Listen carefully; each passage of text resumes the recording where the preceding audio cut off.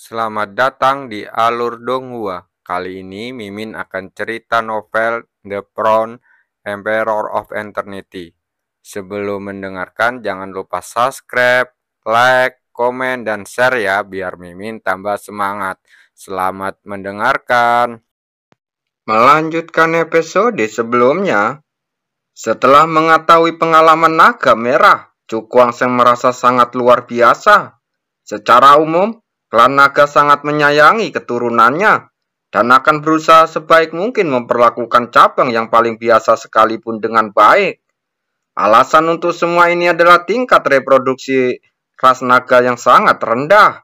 Namun, pengalaman dengan naga merah di hadapannya benar-benar menghancurkan keyakinannya dan membuatnya merasa tidak percaya.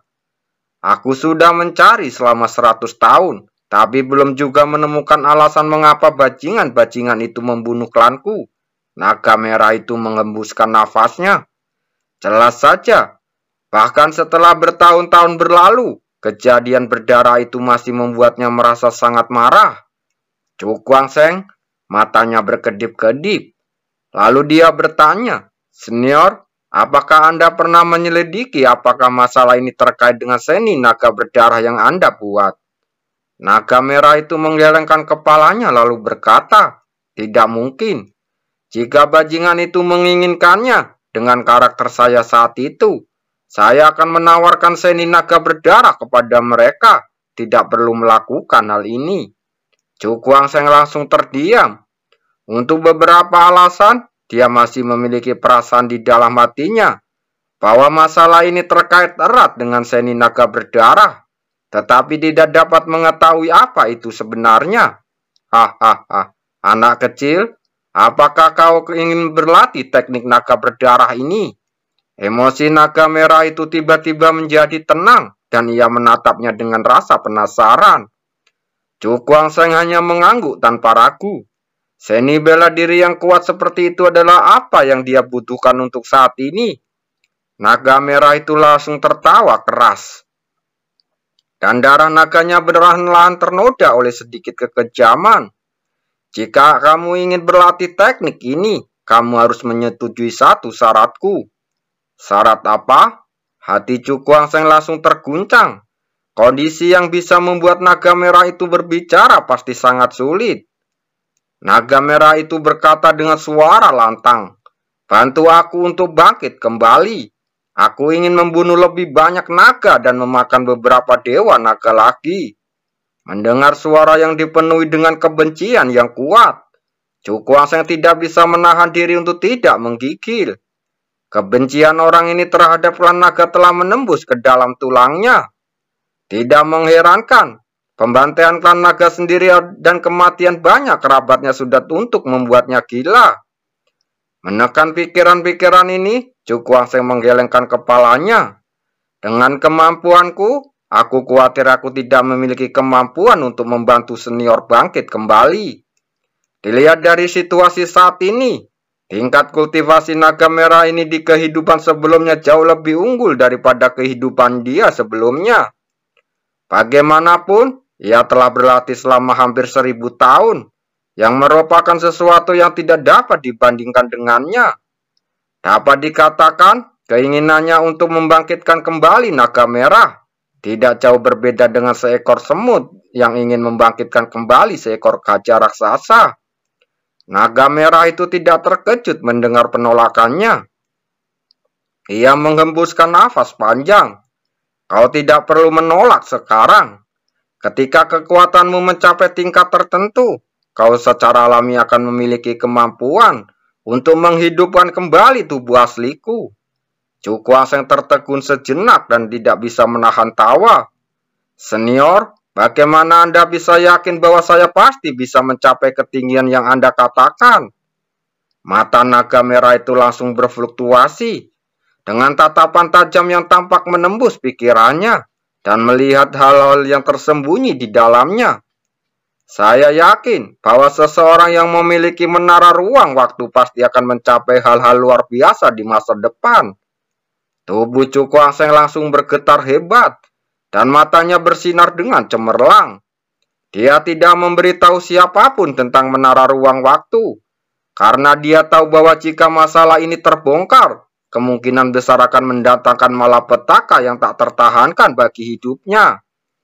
Mengingat hal ini, dia jarang menggunakan kekuatan menara ruang waktu.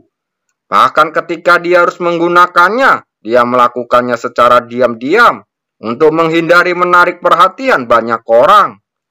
Hahaha, jangan khawatir bocah kecil. Aku sudah hampir mati. Jadi wajar saja aku tidak bisa menyebarkan masalah ini, kata naga merah itu. Mendengar ini, Cukuangseng langsung terdiam cukup lama sebelum berkata perlahan, "Senior, apakah kamu tidak takut aku akan mengingkarinya?" Dia tahu betul bahwa kebangkitan naga merah di depannya niscaya sama saja dengan melawan klan naga. Mengenai hal ini, apalagi dia, bahkan orang-orang paling berkuasa di 9 surga pun tidak berani dengan mudah menyinggung klan naga. Mendengar perkataannya, naga merah itu tiba-tiba tertawa. Menurutmu, apakah aku punya pilihan lain sekarang? Cukuangseng langsung terdiam melihat situasi naga merah saat ini. Ia benar-benar tidak punya banyak pilihan selain mempercayainya. Meski ruang ini ada karena sisa nafas naga merah, secara tegas, dia yang memiliki metode mempraktikkan seni naga darah adalah penguasa baru ruang ini. Memikirkan hal ini, dia mengangkat kepalanya, lalu menatap langsung ke naga merah itu dan berkata dengan yakin, "Jika senior dapat mengajari saya seni bela diri dengan sepenuh hati, saya akan melakukan yang terbaik untuk membantu Anda bangkit kembali di masa depan." Dia tidak membuat janji yang pasti, tetapi menambahkan persyaratan sendiri pada janji itu. Naga merah di depannya harus mengajarinya seni bela diri dengan sepenuh hatinya. Karena dia percaya bahwa janji bersyarat seperti itu lebih meyakinkan. Adapun menyinggungkan klan naga di masa depan, apa gunanya membicarakan hal ini jika dia tidak bisa merebut seni bela diri yang menantang surga dari pemakaman dewa dan iblis? Naga merah itu tertawa keras dan gemuruh tawa bergema di ruang ilusi ini. "Jangan khawatir bocah kecil, bahkan jika itu demi diriku sendiri, aku akan berusaha sebaik mungkin membimbingmu dalam berlatih seni dewa naga darah." Cukuangseng membungkuk kepada naga darah dengan sungguh-sungguh. "Terima kasih banyak senior. Dia telah memperoleh banyak wawasan tentang seni dewa naga darah dari monumen pencerahan. Dan sekarang dengan bimbingan khusus dari naga merah, ia yakin tidak akan lama lagi sebelum ia bisa menguasai teknik ini. Saat itu, kekuatannya pasti akan meningkat pesat." Melihat penampilannya, naga merah itu menunjukkan kegembiraan di matanya, lalu berkata dengan suara nyaring, "Awalnya, manusia tidak dapat mempraktekkan teknik ini, tetapi dengan bantuan darah naga, Anda sekarang dapat mempraktekkan tahap awal teknik dewa naga darah." Cukuangseng langsung mengangguk dan tubuh yang diubah oleh kesadarannya langsung duduk. Naga merah itu membuka mulutnya dan menyemburkan nafas naga berwarna merah menyelimuti Cukuangseng. Pada saat yang sama, suaranya yang keras seperti lonceng bergema di telinga Cukuangseng. "Darah mengandung jiwa, darah memberi nutrisi pada tulang, dan hanya ketika jiwa, tulang, dan darah menyatu, perubahan dapat terjadi." Suara misterius itu bergema, dan Cukuangseng tampaknya telah menyadari sesuatu, dan kesadarannya perlahan-lahan memasuki kehampaan. Pada saat tertentu, tubuh fisik luar biasanya bergetar pada saat yang sama, dan tangannya perlahan bergerak sepanjang lintasan misterius. Pada saat ini, dia tampak bisa merasakan bahwa darah di tubuhnya mulai mendidih, dan kekuatan yang tak terlukiskan menyebar darinya, meresap ke meridian dan daging di seluruh tubuhnya. Tidak hanya itu, bahkan di dunia luar angkasanya, kekuatannya besar semacam ini muncul. Begitu kekuatan-kekuatan ini muncul, mereka menyatu dengan kekuatan ruang, dan terus-menerus menyemburkan satu sama lain. Samar-samar terdengar raungan naga dari tubuh Cukuangseng, dan tekanan yang menjulang tinggi dan unik bagi klan naga mulai menyebar. Melihat pemandangan ini, ekspresi terkejut tiba-tiba muncul di mata naga merah itu. Pemahaman anak ini sangat menakjubkan sehingga dia dapat mencapai hal ini dalam waktu yang singkat. Mungkinkah bocah kecil ini benar-benar bisa mencapai ketinggian yang kuharapkan? Sebuah suara berat bergema, membawa serta semacam kegembiraan dan kebencian yang telah terpendam selama ribuan tahun. 1 bulan kemudian, di dalam ruang ilusi, raungan naga samar bergema di langit, dan tekanan yang mengerikan menjadi semakin kuat. Pada akhirnya, kekuatan naga yang terpancar dari tubuh Cukuangseng begitu hebat, bahkan naga merah itu pun menoleh ke samping. Matanya yang besar menatap sosok muda itu, dan sedikit nostalgia muncul di matanya. Kala itu, ia begitu bersemangat dan bertekad untuk membawa klan naga kembali ke puncaknya. Namun, segala sesuatu tidak selalu berjalan sesuai rencana. Pada akhirnya, karena rakyatnya sendiri dibantai, klan naga pun berbalik melawan mereka, dan mereka pun menjadi musuh bebuyutan. Raungan naga terdengar lagi, tetapi kali ini terdengar tidak biasa. Cahaya merah darah mulai keluar dari tubuh Cukuangseng, dan di belakang berubah menjadi lautan darah yang tak berujung. Lautan darah bergejolak, menimbulkan gelombang yang menutupi langit dan matahari. Saat berikutnya, lautan darah tampak terkoyak oleh tangan raksasa tak terlihat, dan kekuatan naga yang mengerikan menyapu ke seangkasa angkasa dari robekan itu. Naga itu terus meraung-raung. Di langit yang dipenuhi darah, seekor naga merah darah raksasa tiba-tiba terbang keluar dari air mata. Jiwa naga ada di tubuhku. Cukuangseng membuka dan menutup mulutnya, dan suara rendah keluar dari tenggorokannya. Ada naga merah darah menukik ke bawah dan menabraknya. Tubuhnya langsung bergetar hebat saat itu. Lalu matanya yang tertutup rapat tiba-tiba terbuka. Pupil matanya yang awalnya gelap berubah menjadi merah darah. Dan samar-samar tampak seekor naga berwarna merah muncul di matanya. Tubuhnya dipenuhi darah dan bayangan besar berwarna merah muncul. Lalu menghilang di sekelilingnya, menyemburkan nafas naga yang mengerikan ke dunia ini. Pada saat ini, Cukuangseng tiba-tiba berdiri. Kemudian telapak tangannya mengepal, wajahnya penuh kegembiraan. Pada saat ini, dia dapat dengan jelas merasakan kekuatan naga yang tak terlukiskan, mengalir melalui anggota tubuh dan tulangnya. Dagingnya, darahnya, tulangnya, bahkan kekuatan ruangnya telah diperkuat terlalu banyak. Dapat dikatakan bahwa kekuatan pukulannya sekarang cukup untuk menyaingi seni bela diri Huan Huang biasa. Seni bela diri Dewa Naga Darah dapat digambarkan sebagai kelahiran kembali yang bermandikan darah. Merasakan kekuatan naga yang ada di tubuhnya, Cukuangseng tidak dapat menahan rasa tawa keras ke langit. Kekuatan teknik ini mungkin melampaui jangkauan teknik Huan Huang. Terima kasih, senior. Cukuangseng menahan kegembiraannya dan membungkuk kepada naga merah di depannya. Naga merah itu menatapnya dengan aneh, dengan sedikit keterkejutan di matanya. Kecepatan anak ini berlatih ilmu naga darah memang di luar dugaannya. Jika kamu mengelolanya kekuatan nagamu di sini selama beberapa hari, kamu seharusnya bisa menantapkan seni naga darah di tingkat pertama, kata naga merah itu. Tingkat pertama, Cukuangseng tampak bingung. Naga berwarna merah itu berkata, seni naga darah ini terbagi menjadi 9 perubahan, dan setiap perubahan sesuai dengan levelnya. Banyaknya perubahan misterius di dalam tergantung sepenuhnya pada pemahamanmu sendiri. Mengenai sejauh mana kau dapat melepaskan kekuatannya, itu tergantung padamu. Cukuangseng mengangguk. Hatinya penuh dengan keterkejutan.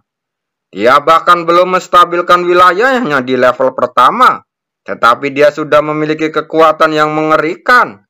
Aku ingin tahu seperti apa tingkat terakhir dari 9 perubahan naga itu. Hahaha. Bocah, jika kau ingin mempraktekkan seni naga darah ini hingga tingkat ke-9, kau akan bisa memiliki kekuatan yang sebanding dengan klan naga, kata naga merah pelan. Kekuatan yang sebanding dengan klan naga. Cukuangseng mengerutkan bibirnya. Teknik ini cukup aneh dan mempunyai efek yang sama seperti beberapa seni bela diri latihan fisik. Jika aku menggabungkan seni naga darah ini dengan seni bela diri yang menantang surga dari makam dewa dan iblis, seberapa mengerikan kekuatan fisikku nantinya? Pikirannya langsung berkobar dengan semangat, dan dia bahkan lebih bertekad untuk memperoleh seni bela diri yang menantang surga itu. Dengan bakatmu, kau seharusnya sudah mencapai transformasi ke-9 sebelum kau mati, kan? Cukuangseng mengangkat kepalanya lalu berkata sambil tersenyum. Namun yang mengejutkannya, naga merah itu menggelengkan kepalanya, lalu berkata dengan ekspresi rumit. Aku memiliki kesempatan untuk mencapai transformasi ke-9 saat itu, tapi sayangnya, ia tidak melanjutkan bicaranya dengan tatapan enggan di matanya. Cukuangseng langsung terdiam. Kekuatan transformasi ke-9 dari seni naga darah ditambah tubuh naga senior ini saat dia masih hidup. Keduanya jika digabungkan, kekuatan yang mengerikan membuatnya merasa ngeri hanya dengan memikirkannya. Kamu harus memulihkan diri di sini dulu. Saat kamu sudah menguasai sepenuhnya level ini, aku akan membimbingmu untuk berlatih ke level pertama, kata naga berwarna merah sambil menghembuskan nafas. Cukuangseng mengangguk, lalu duduk bersila. Ini mengharuskan dia menstabilkan di level pertamanya, lalu dia bisa memiliki pemahaman awal tentang seni naga darah. Dengan pemikiran ini, dia mengesampingkan semua gangguan eksternal dan membenamkan dirinya sepenuhnya dalam nutrisi kekuatan naga. 3 hari berlalu dengan cepat.